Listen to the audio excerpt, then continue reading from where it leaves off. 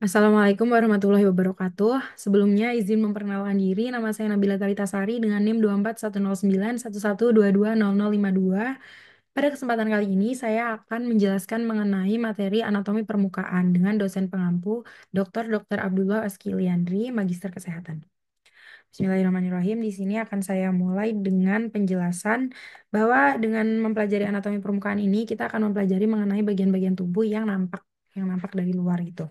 Di sini kita akan membicarakan manusia sebagai robot bionik ciptaan Allah Subhanahu wa taala. Di mana dengan mempelajari anatomi ini tentunya kita akan mengetahui bahwa tubuh kita itu merupakan ciptaan Allah yang sudah didesain dengan bentuk yang sebaik-baiknya dengan detail yang sedetail-detailnya untuk membantu kehidupan kita, di mana harapkan ini akan menumbuhkan rasa syukur dan juga rasa takwa kita sebagai manusia. Jadi penjelasan mengenai anatomi manusia ini bisa dibagi menjadi dua bagian, yaitu anatomi aksial dan juga anatomi apendikular. Jadi anatomi aksial ini sendiri dari kata aksis, yaitu inti tubuh.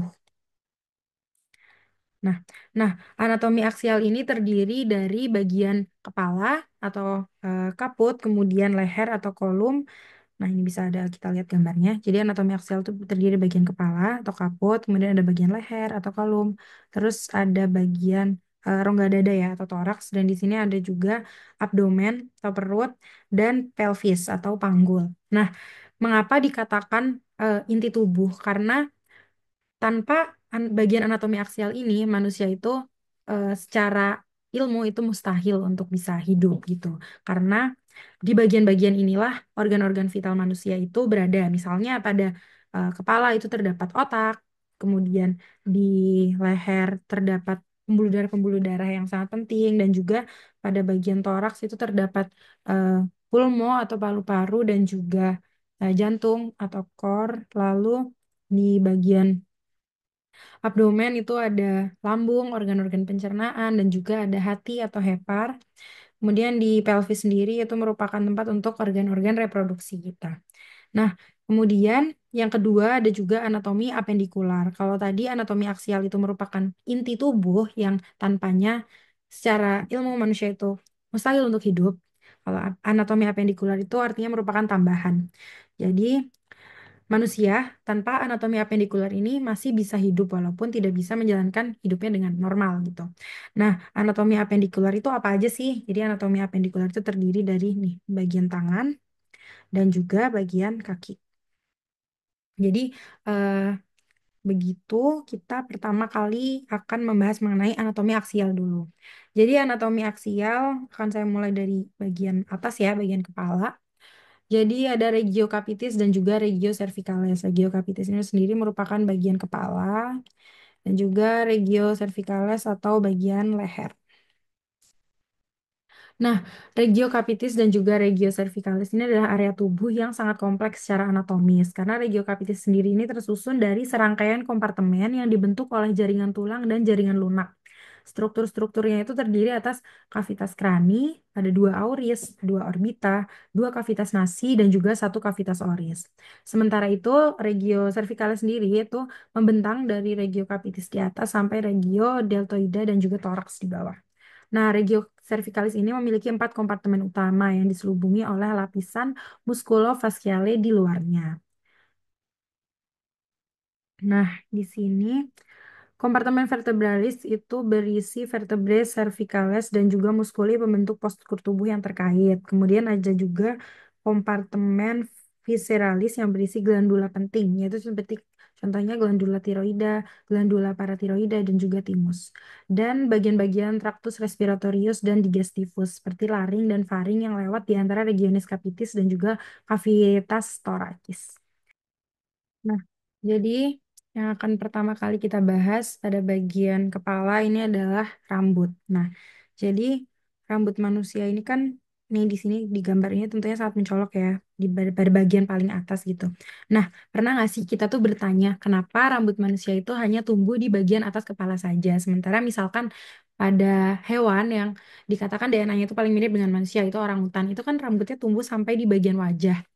Nah, itu jawabannya adalah bayangkan kalau misalnya rambut manusia itu tumbuh hingga di bagian wajah. Tentunya sebagai makhluk sosial, kita tuh tidak bisa melihat ekspresi wajah dari manusia-manusia lain dan tentunya itu akan mengganggu kehidupan kita.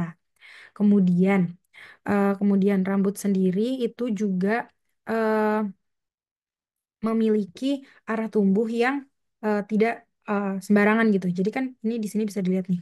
Tuh dia tumbuh dari sini ini terus ke arah bawah begitu kan. Nah, itu juga memiliki alasan tertentu bahwa fungsinya itu supaya untuk mengalirkan keringat ke bagian kanan, kiri ataupun belakang sehingga tidak mengenai mata seperti itu.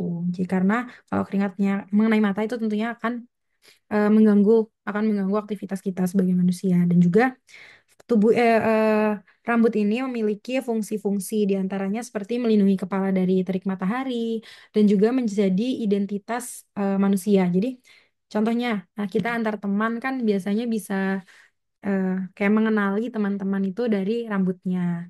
Nah, itu juga salah satu fungsi rambut. Kemudian selanjutnya kulit. Jadi rambut manusia itu kan melekat di kulit kepala. Nah, di sini kulit itu tentunya di sini sangat mencolok ya, terlihat banget ini bahwa hampir seluruh bagian tubuh manusia itu ditutupi oleh kulit. Nah, kulit ini juga memiliki fungsi yang sangat penting bagi tubuh kita. Bayangkan kalau kita tidak punya kulit, eh, bagian tentunya organ-organ tubuh kita itu akan terekspos kan dari luar. Nah, itu bakal sangat berbahaya apalagi misalnya pembuluh darah. Pembuluh darah apabila terekspos langsung terus kita kesenggol itu pembuluh darahnya bisa langsung pecah. Nah, itu tentunya sangat berbahaya gitu. Makanya kulit itu memiliki peran yang sangat besar dalam tubuh kita. Ini di sini ada gambar mengenai struktur kulit.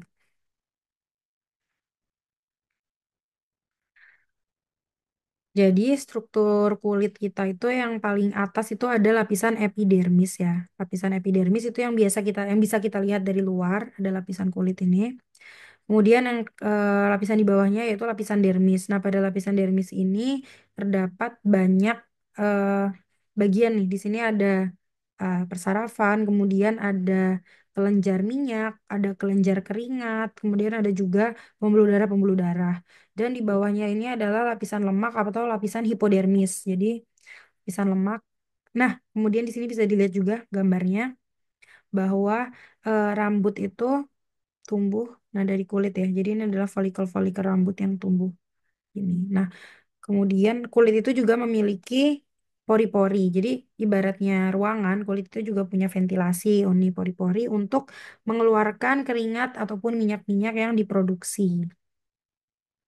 Kemudian selanjutnya yang akan kita bahas adalah alis atau supersilia. Jadi alis ini sebenarnya merupakan bagian ya rambut juga yang berada di atas mata. Nah, meskipun terlihat sederhana, tapi sebenarnya alis ini memiliki fungsi yang juga penting, yaitu untuk menghalangi keringat supaya tidak langsung masuk ke mata. Jadi bayangkan kalau kita tidak punya alis, jadi keringat akan langsung jatuh kayak gini ke mata. Nah, itu tentunya akan sangat mengganggu. Misalnya kita lagi olahraga, kita justru nanti bakalan sibuk buat mengelap keringat kita kan. Kalau sementara itu dengan adanya alis, maka keringat tuh akan jatuh seperti ini kan ke samping turun. Jadi nggak akan langsung mengenai mata karena kalau alis bisa langsung mengenai mata itu tentunya akan sangat perih karena keringat itu mengandung garam yang sangat tinggi yaitu larutan disebut larutan hipertonis. Jadi kalau terkena mukosa mata itu akan terasa perih. Nah, kemudian selanjutnya yang akan kita bahas yaitu hidung. Nah, hidung ini juga merupakan eh, organ yang menarik nih karena ada bisa banyak pertanyaan kritis yang diajukan dari hidung ini sendiri. Misalnya pertanyaan, kenapa kenapa lubang hidung kita itu menghadap ke bawah gitu. Nah, coba kita bayangkan kalau misalnya lubang hidung kita itu menghadap ke depan atau menghadap ke atas. Nah, misal itu tentunya akan sangat mengganggu kehidupan kita. Misalnya kita sedang berlari nih, kalau misalnya hidung kita itu menghadap ke depan, otomatis debu-debu itu akan sangat mudah untuk masuk ke tubuh kita. Kemudian kalau misalnya lubang hidung kita menghadap ke atas, misal kita sedang mandi, itu berarti air itu akan sangat mudah untuk masuk ke tubuh kita yang tentunya itu akan sangat berbahaya gitu. Kemudian pertanyaan selanjutnya, kenapa bentuk hidung itu nih kayak kayak segitiga gitu ya, nampak kayak segitiga gitu. Nah, itu juga bukan tanpa alasan. Jadi eh, bentuk hidung nampak seperti segitiga itu eh, didesain supaya aerodinamis. Jadi untuk mengarahkan udara supaya mengalir ke samping gitu, mengalir ke samping dan nantinya akan mudah untuk dihirup oleh lubang hidung. Kemudian bisa dilihat di sini ada kartilago. Pada pada hidung itu dia bukanlah tulang keras, melainkan tulang lunak atau kartilago karena bayangkan kalau misalnya hidung kita itu diciptakan dengan tulang keras.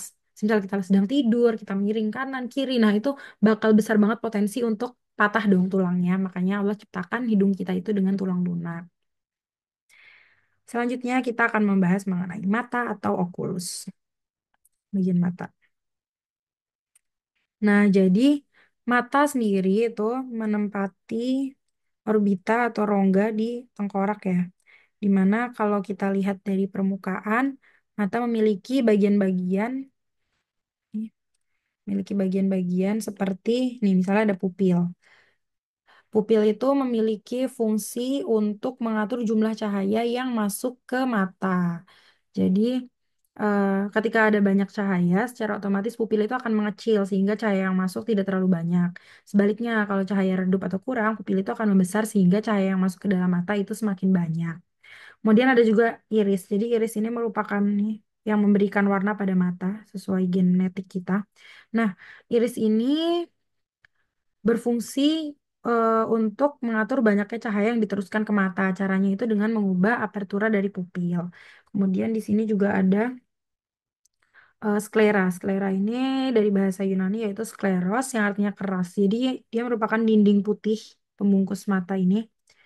Nah, jadi fungsinya itu adalah untuk memberikan perlindungan terhadap isi bola mata, membantu mempertahankan bentuk mata, menstabilkan tekanan intraokular, dan juga sebagai tempat insersi otot bola mata.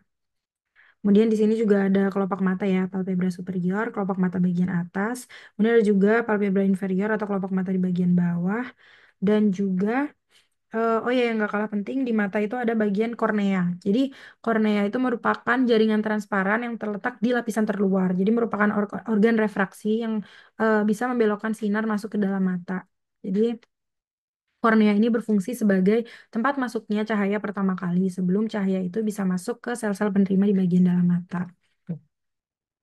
Kemudian di sini selanjutnya kita akan membahas mengenai telinga. Jadi telinga itu yang nampak dari permukaan adalah daun telinga ya, daun telinga atau cuping telinganya ini. Nah, daun telinga ini memiliki fungsi yang sangat penting. Jadi fungsinya itu adalah untuk menangkap suara. Jadi tanpa daun telinga ini, maka pendengaran manusia itu bisa turun sekitar 20 sampai 30 desibel. Nah, kemudian kita bisa lihat nih bagian dari telinga. Jadi telinga itu dibagi menjadi tiga bagian, yaitu ada auris eksterna atau telinga bagian luar, ada auris media atau telinga bagian tengah, dan juga ada auris interna atau telinga bagian dalam. Nah, kemudian bisa dilihat juga nih di telinga itu di sini juga kartilago ya, karena lagi-lagi untuk menghindari apa yang namanya misalnya patah tulang gitu, karena kan telinga itu bagiannya menonjol di tubuh kita. Nah, di dalam telinga itu banyak sekali bagian-bagian yang semuanya itu berfungsi untuk nantinya menyalurkan bunyi atau suara ke otak melalui saraf-saraf yang ada. Kemudian, untuk manusia sendiri, pendengaran manusia itu antara 20 sampai 20 ribu Hertz frekuensinya. Nah, di bawah ini disebut dengan suara bunyi-bunyi infrasonik. Sementara di atas ini disebut dengan bunyi-bunyi ultrasonik. Nah, mengapa manusia tidak bisa mendengar bunyi-bunyi infrasonik maupun ultrasonik itu sebenarnya memang eh, ditakdirkan seperti itu. Karena bayangkan kalau misalnya kita bisa mendengar bunyi-bunyi yang seperti misalnya bunyi binatang berjalan, bunyi serangga yang kecil berjalan, bunyi gelombang radio, gelombang televisi itu tentunya akan sangat mengganggu kehidupan kita. Kita nggak bisa tidur, kita juga tentunya sulit untuk fokus dalam melakukan aktivitas kita gitu. Kemudian selanjutnya yang akan kita bahas adalah bibir atau labia. Jadi bibir, bibir ada di bagian sini di kita bisa lihat ya. Jadi bibir ini memiliki dua bagian yaitu ada labia superior dan juga ada labia ada labia superior dan juga ada labia inferior atau bibir bagian atas dan juga bibir bagian bawah.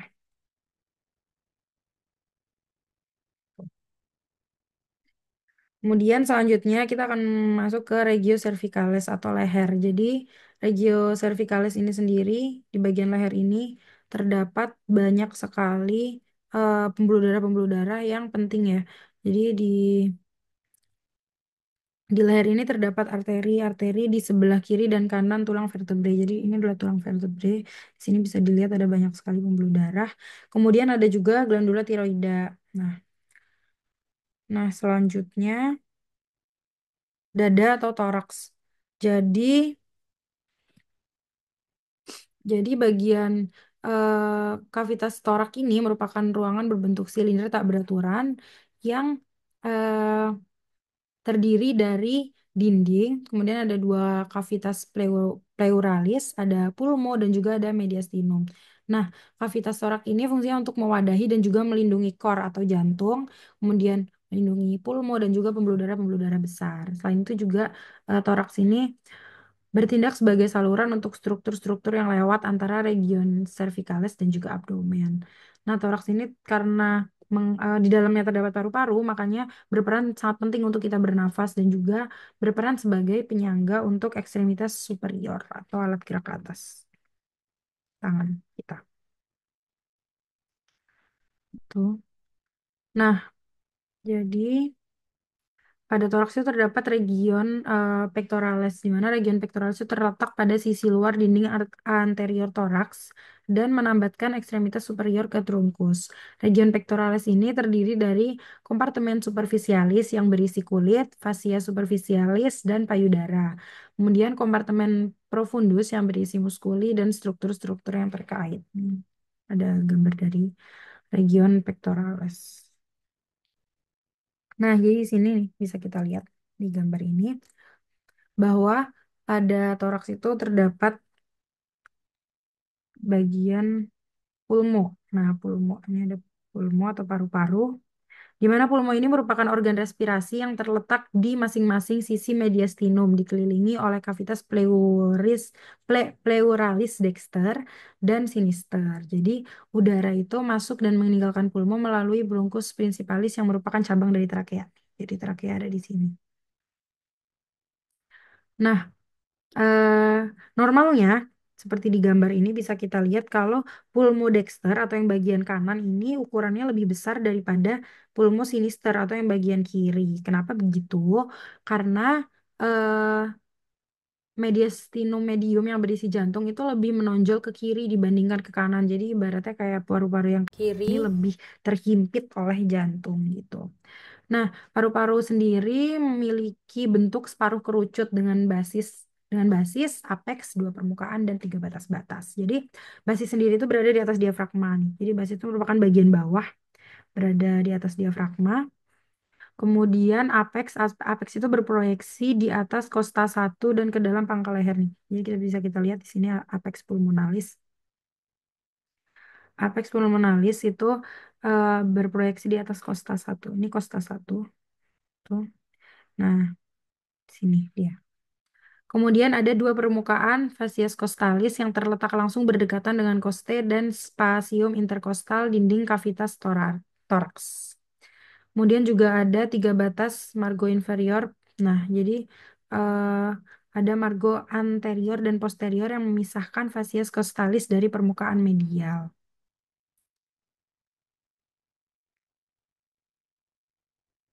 Kemudian selanjutnya, ini di sini nampak ya ada jantung atau kor. Nah, di dalam rongga dada sendiri karena terdapat paru-paru dan juga jantung atau kor itu, makanya eh, organ-organ itu dilindungi oleh tulang. Di sini ada eh, koste atau tulang rusuk, di sini ada tulang dada ya. Selanjutnya kita akan membahas mengenai jantung atau kor. Jadi pada jantung sendiri ini di gambar ini kita bisa mengetahui posisinya ya. Jadi untuk posisi jantung sendiri itu batas atasnya itu mencapai setinggi cartilago costalis 3 di sisi kanan nih. Cartilago cartilago costalis ketiga di sisi kanan di sini dan spatium interkostal 2 di sisi kiri. Jadi spasium interkostal spatium atau eh, bagian apa celah space gitu. Space interkostal, inter di antara, kostal di antara tulang di antara tulang rusuk ini di sini. Ada spasium interkostal 1, 2. Nah, kemudian kalau batas kanan kor itu membentang nih dari cartilago costalis ketiga di kanan sampai dekat cartilago costalis 6 kanan. Di sini. Kemudian untuk batas kiri kor itu turun ke lateral dari spasium interkostal 2 sampai apex yang di sini apex. Sampai apex yang terletak di linea medioclavicularis di spasium interkostal 5 ya. Jadi apex itu di sini. Jadi tadi paru-paru memiliki apex, jantung juga memiliki apex. Nah, batas bawah kor atau basisnya ini membentang dari ujung sternalis cartilago costalis 6 kanan sampai di apex pada spasium interkostal 5 di dekat linea medioclavicularis. Sini, batas bawah. Kemudian selanjutnya nampak ini dari tampak posterior ada punggung atau dorsum. Nah, punggung ini sendiri merupakan poros penyangga muskuloskeletal bagi tubuh. Nah, regio dorsalis atau punggung ini berisi medula spinalis dan juga bagian proksimal nervis spinalis yang mengirim dan menerima informasi ke dan dari seluruh bagian tubuh gitu. Nah, kerangka tulangnya sendiri di sini bisa terlihat ya, ada 7 vertebrae cervicales, ada 12 vertebrae thoracae, ada 5 vertebrae lumbales, ada sacrum, dan juga ada coccyx. Gitu. Selanjutnya, kita akan bahas mengenai perut atau abdomen. Jadi, perut sendiri itu tepatnya berada di bagian inferior dari toraks ya. Sini. Nah, antara perut dan juga toraks, antara abdomen dan toraks itu dipisahkan oleh yang namanya diafragma. Jadi, diafragma itu merupakan kayak otot tipis gitu yang memisahkan antara perut dan juga rongga dada.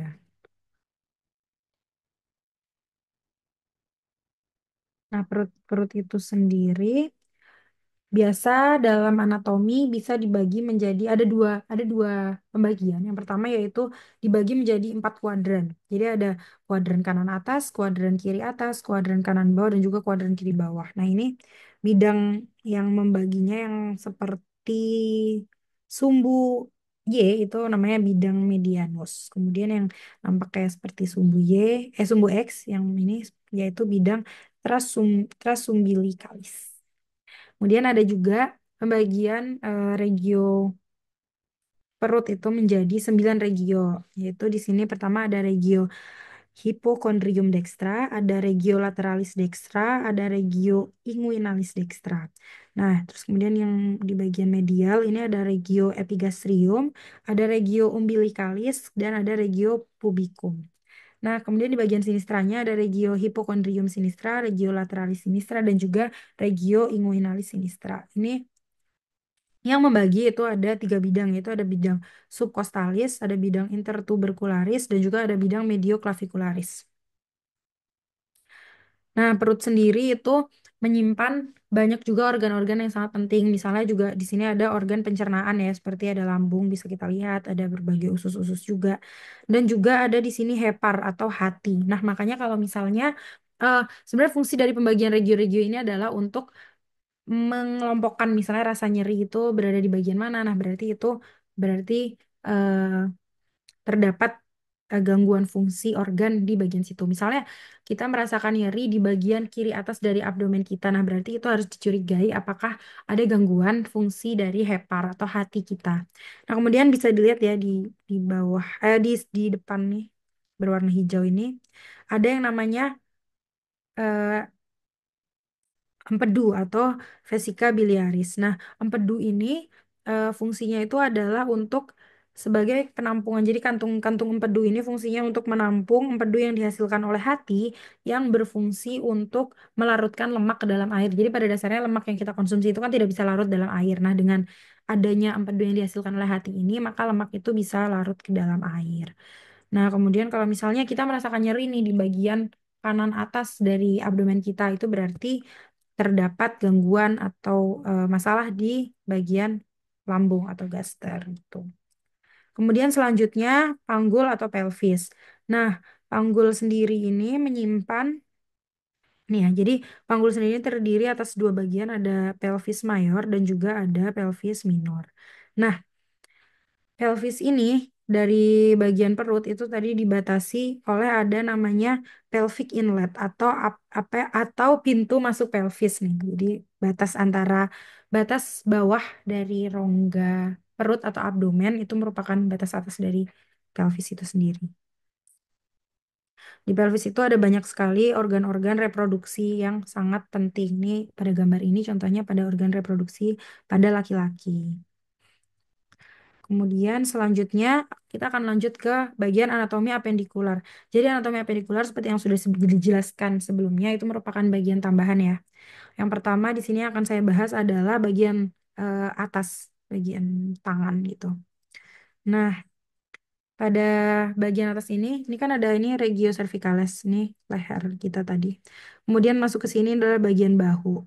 Bagian bahu yang di antaranya itu ada sendi yang bernama sendi glenohumeralia. Kemudian ada bagian bernama brachium yang yaitu adalah lengan atas. Kemudian ada antebrachium atau lengan bawah yang di antaranya itu terdapat sendi kubiti.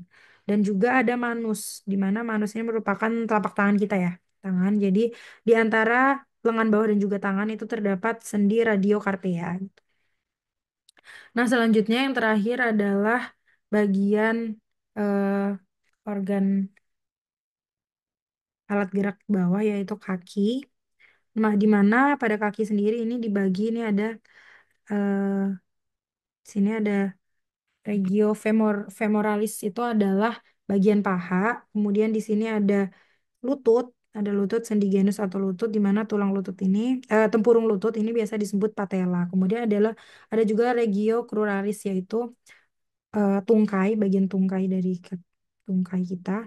Kemudian ada juga pedis, pedis atau bagian kaki itu bernama pedis. Jadi dan di antara tungkai tungkai bawah dan juga bagian pedis itu terdapat sendi namanya sendi talocruralis.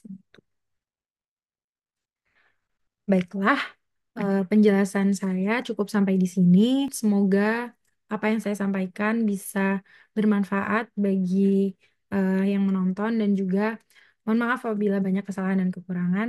Terima kasih. Wassalamualaikum warahmatullahi wabarakatuh.